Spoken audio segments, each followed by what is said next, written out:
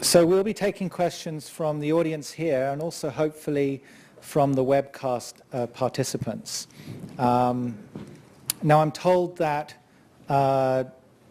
for acoustic reasons, people at the back of the room have difficulty hearing questions that are coming from the audience, from the microphones. So I will try to recap questions as they're asked, and I would ask you to please be succinct.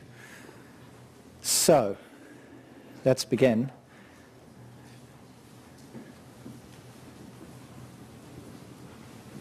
Thank you. My name is Chan Kudinek. Recently, I saw a documentary on farmers in India who committed suicide because they could not have enough money to buy fertilizers. Yeah. And this is a huge problem. We are fighting a huge machinery, like you say, the agribusiness. We are, very small in this whole scheme of things, which is all about money. And what suggestions do you have for us, the people who are here tonight who are actually conscious and aware and want to do something and make a difference? What suggestions do you have for us to create this awareness? How do we move the power of these very strong, big Monsantos and so forth? So the question is, what suggestions do you have to help build awareness and shift the power dynamic of the big corporations? Yes, the farmers getting in debt in India is a very big problem. And my friend Vandana Shiva, who works in India with the farmers, she knows about this much better than I do. But I also know that something like 150,000 farmers in the last 10 to 15 years have committed suicide because of the debt that they cannot pay back. And so this debt culture has to be questioned. And why should farmers be persuaded to take loan? Farmers don't need any loan. Farmers have land, they have skills, they have hands, they can sow the seeds. They don't need Monsanto's genetically engineered seeds. And also, when you have GM seeds, farmers become more or less captives, or more or less enslaved by the big multinational 5 or 6 corporations. And once you start taking those seeds, you cannot save those seeds. The normal seeds, you have a crop, you harvest your crop, and say 10% of the crop you save as your seed for next year. You are not dependent on any big companies to supply seed for you. You don't need any money. You sell your crop to get your money, but you don't need to buy anything like seeds from any corporation. But when you are buying genetically engineered seeds, then those seeds cannot be reused. This is a big problem of those GM seeds. And so you become sort of in the hands of those big corporations. And so Vandana Shiva has been campaigning against Monsanto and all the other multinational corporations who are controlling seeds. And the saving seeds should be the primary responsibility of every farmer and every grower. So you grow your harvest, you take your harvest and save your wheat or rice or potatoes or beans or peas or whatever you are growing, save your seeds, your own seeds, and do not become dependent, particularly if you are a farmer and you need a lot of seeds. You are not a small gardener and you have other income, and the gardening is only a little icing on the cake for you. So you have plenty of other income and you can buy seeds. But for a farmer whose main income is the crop, and if he or she becomes dependent on bought seed, that is very negative approach. And so saving your seeds and not promoting multinational corporations, particularly those who produce GM seeds, and not becoming slaves in their hands. That's the challenge. How we do it? It's a big question. We have to raise awareness. We have to communicate. We have to campaign. And Vandana Shiva and many other organizations like the Soil Association in England, but there are many organizations in Japan, in Australia, I'm sure you have some here as well, and the Kaduri Farm, you can find out more from there. So you have to raise awareness. And when large numbers of people become aware that this is a big problem for farmers, and if they become indebted, and the idea of getting in debt, I mean, America is in debt, England is in debt, Greece in debt, every country becoming in debt, farmers in debt, business people in debt. This debt culture only benefits the banks who take a lot of interest from you. And so minimizing your debt and maximizing your self-reliance on your food especially. And with agriculture, I would also say that we also need some crafts or arts or other sources of income for the farmers, so that they have a little bit of cash income as well, side by side, so that they're not completely dependent on growing food. But when out of season, when the harvest is done, you have time. My mother used to be a farmer, and she had 5 acres of land, and when the harvesting was done, and we had all the food in the house, and then she had time, so she will do some embroidery.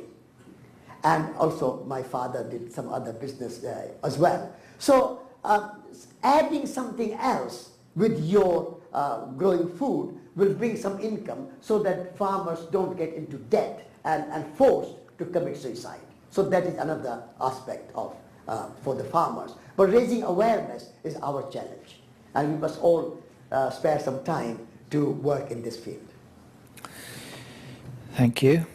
Now we have a question from Ling in France, and the question is, Arne Naess, the founder of Deep Ecology, said in his 80s, "All my life I have believed that logic, rigor, argument is important. But now I realize that emotion is what really matters." So what do you think of this comment? How do you think feelings and emotions can help in conservation? And quoting Vandana Shiva, how can we make people feel the pain of violence against nature and the joy that comes with healing it? Yes. Some of you who may not have heard of Arne Naess, I think he is someone worth looking into and pursuing and finding out. He was the founder of Deep Ecology movement. He was a professor of philosophy in the University of Oslo, Norway, and he was a teacher at Schumacher College, so I knew him very well. And I totally agree with Arne Naess and Vandana Shiva that our relationship with natural world is not only a rational, empirical, intellectual, scientific relationship. It is rational, empirical, scientific, but also it is emotional. So unless we develop our emotional intelligence and we have some kind of eco-intelligence, and the eco-intelligence and emotional intelligence comes from your heart.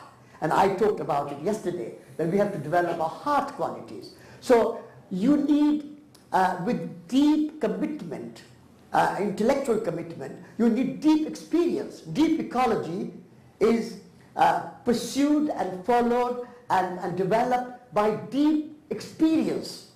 Now, how do you get deep experience? You get deep experience by being in nature and knowing nature, being in relationship with nature.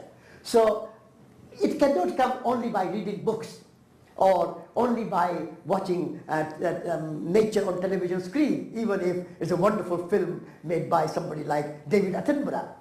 but that is a second-hand knowledge. The first-hand knowledge and experience of nature can be had only when you are in nature. So deep experience, and out of deep experience comes deep commitment that what you are experiencing, your relationship with nature, that must not be destroyed for some commercial or some human vested interest. They should be there for its own intrinsic value. The value of earth and trees and plants and animals are not only in terms of their usefulness to humans. Nature has intrinsic value. That is the fundamental and the first principle of deep ecology. So if we recognize the intrinsic value of nature and have deep experience and a deep commitment to maintain the integrity of nature, then I think we can develop heartfelt relationship, more emotional intelligence, and more eco-intelligence. So that is the way, deep experience. Thank you. Angus.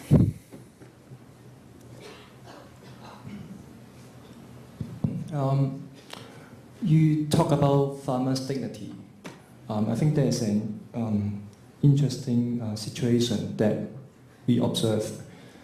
When we see people working in the city or living in the city, when they go back to become a farmer, like university professors, when they retire, they go back to become a farmer. They're actually looking for their personal dignity. Personal? Dignity. Dignity. Dignity. Yeah. But when we, as you, following what you just mentioned, following your logic, to work with soil is actually like a spiritual meditation. So when we work with farmers in rural areas, every day they work with dirt, every day they work with soil. But what you just mentioned is they actually lost their dignity at the same time. So I just wonder why such situation is happening. Yes. Yeah. So the question is So that what I mean is dignity should come from inside rather than social recognition. Because people living in the city, when they go back to become a farmer, they're actually looking for their personal dignity, which I think is from the inside. I'm just recapping for people who can't hear you. Yeah. So the question is, people who go from the city to the farmland to reconnect with the soil do so for the sake of their dignity. But the farmers, they've lost their dignity. And why is that the case when one can have such a spiritual connection with the soil? Doing it every day. It is true that dignity comes from within, your own self-dignity. But we are not isolated selves. We are not disconnected selves. We are connected with our culture, with our society, with our environment. We are influenced. We have impact of social conditions, and we are conditioned by those social conditioning. And so if our culture lifts the industrial production at a higher level, and scientific progress and technological progress at a higher level, and farming, gardening, or tribal, indigenous way of living at a lower level, then over a long period of time, conditioning of the mind will develop in such a way that people will start to think that living in big cities, in high-rise buildings, is more advanced, more progressive, and being a tribal person, an indigenous person in Aboriginal culture in Australia, or in China, or in native Indians in South America, that's a backward. In the same way, farmers, they are backward, they are uneducated. So social conditioning also impacts our self-respect. So although I agree with you that dignity comes from within, but it's not disconnected from our social and cultural conditioning. And at this moment, social cultural conditioning is such that we think that doing anything with your hand is somehow not so dignified. Either it should be done by machine or it should be done by some cheap laborer. So what is happening in Europe now, all the jobs are being outsourced to China or to Vietnam or to Korea, because we think that cheap labor in China should produce our goods like radio, computers or whatever, shoes, clothes, everything should be produced by cheap labor. They can be paid something small and we can get cheap goods. So they have lost that dignity of labor in themselves, and that has to be changed. So we need to bring back in our culture and decondition our social cultural conditioning against growing food or producing material goods like shoes or radio or computers. Why not? If we use it, we should make it. Why should it be made by some cheap market in Korea or China? Why not in Germany or England or America? So outsourcing of jobs has the same problem. So dignity comes from within, I agree, but it also connected with the cultural and social conditions. Thank you. So now we have a question from Spencer in Hong Kong. Honestly speaking, I cannot see that people these days will wake up easily to the values of soil and human development and society. Are you optimistic that all of us will be able to treasure the dignity of soil? Do you think people need a big lesson in the form of a disaster or war or something that will upset all human beings? I hope we can wake up before a big disaster hits us. And I'm optimistic because I have a great belief in humanity. And I think we are a little bit brainwashed in our culture at this moment, and we are conditioned to think that someone will produce food for us, and someone somewhere will produce all the other things that we need, and I don't need to do anything. This kind of conditioning, either machine will make it or some cheap labor will produce it. This kind of thinking is prevalent, but this is not going to be here forever. And the human conscience and human awareness can be aroused. So I work in hope and with optimism, because pessimism is disempowering. If you are a pessimist, then you feel powerless. So nothing can be done. Either some disaster will come and will wake us up, or nothing can be done. That's very pessimistic and disempowering. If that is the done, then you do nothing.